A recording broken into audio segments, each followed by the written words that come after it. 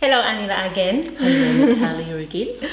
Thank you for being with me in this second question about Buddhism and Buddhist meditation. And what is interesting for me, at least, is the approach of the Buddha. And he said, the only thing I teach is suffering and the end of suffering. And in Buddhism, it comes that we become happy just by understanding suffering. And why we have to experience suffering if it looks unbearable, difficult to navigate those waters in order to be happy? Well, I mean, you can't really speak of happiness unless you have some understanding of what it is that creates your unhappiness. I mean, happiness is interdependent. Many different factors have to come together in order to create happiness, and in relation to suffering, many different components also have to come together. When we operate, I think we have a tendency to operate through what we call 5 passions, and the first one is that of ignorance, and then you have pride, you have anger, you have jealousy, you have desire. Now, quite often people, when emotions are arising, if you had a good look at it, you'd find that they fit into one of those categories. And so even though we think that we are very independent people calling the shots on our lives, actually we're not. Every decision that we make has been inculcated by one of these 5 passions. You're either acting and feeling and expressing because you're prideful, or because you're angry, or because you have jealousy. So any one of those impinges on our ability to be free from suffering. And there are so many different forms of suffering. I think what is prevalent in the West is more neurotic forms of suffering. And I think that comes about because we're incredibly obsessed, self-obsessed by the aspect of who we think we are. And yet who we think we are is constantly in a state of engagement and constantly changing. So the idea with developing happiness is to actually understand how suffering comes about and what are the components. And because everything is transient and impermanent, to most people they don't see that. If your significant other or your boyfriend or your girlfriend has left you, there is no doubt that you will feel the pain of separation and also the barrier of loss. But we don't normally look at all the components that actually come together in order to allow us to feel the way that we do. All we do is we are engaged and we are radioactive in terms of what we feel. But how is it that what we feel, how does that come about? You would think, being intelligent people, that we would have a curiosity, a desire to actually understand how things are. But unfortunately, for most of us, we don't. And so therefore we suffer because we feel that our suffering has been caused by something or someone. In order for anger to be present, the person primarily has to be capable of becoming angry. And so therefore, if we are capable of becoming angry, or capable of being jealous, or capable of being anxious, or capable of being paranoid, where are the aspects that come together to actually create this state? And is this state a permanent state? Can it be changed?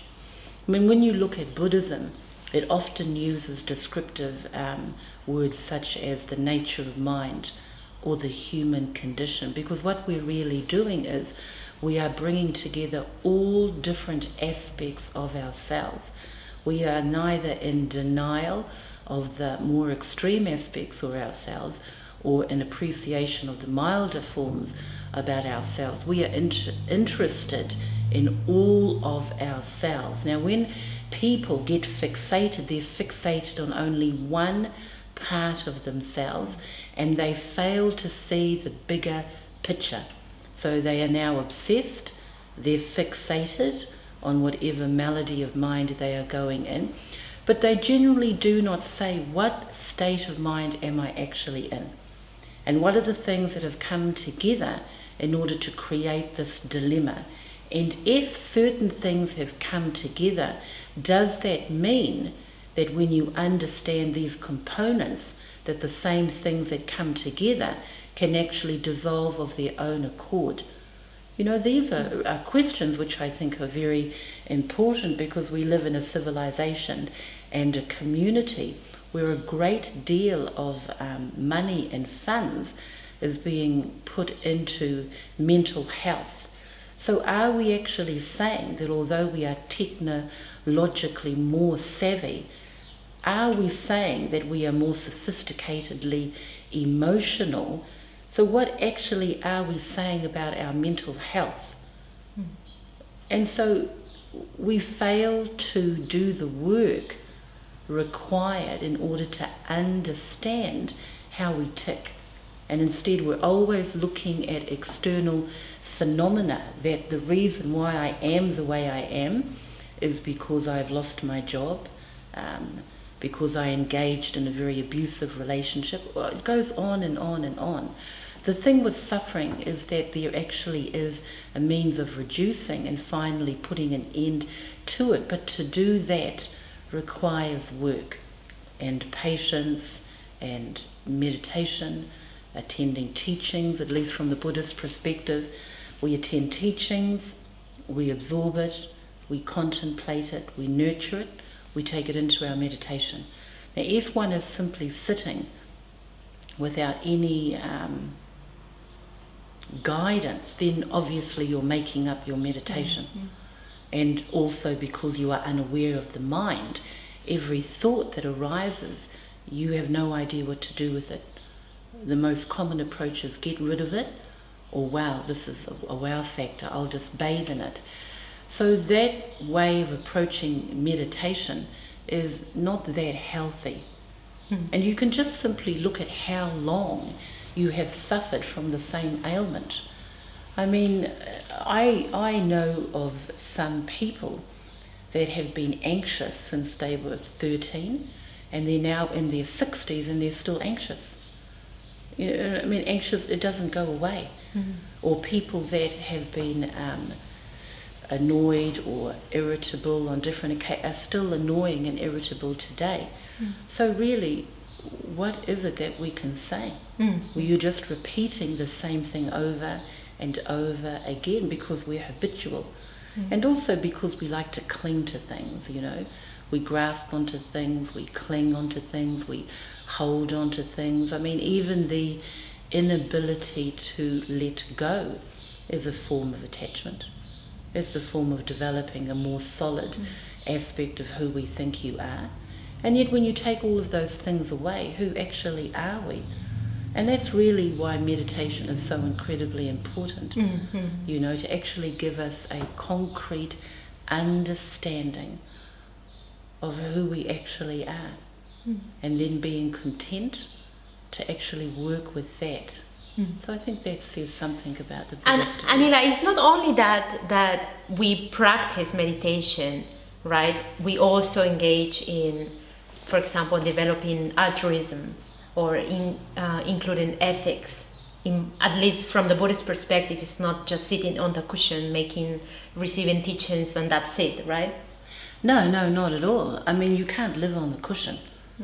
I mean, the good thing about practice is that people are always bothering you, but you begin to relate in a different way that you once did. You're not so impacted by what is happening, or supposedly happening to you.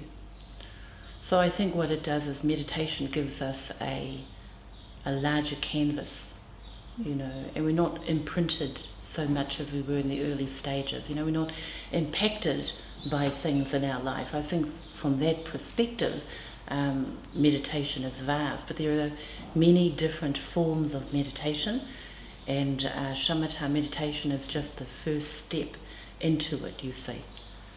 Okay, thank you so much. Thank you, Natalia.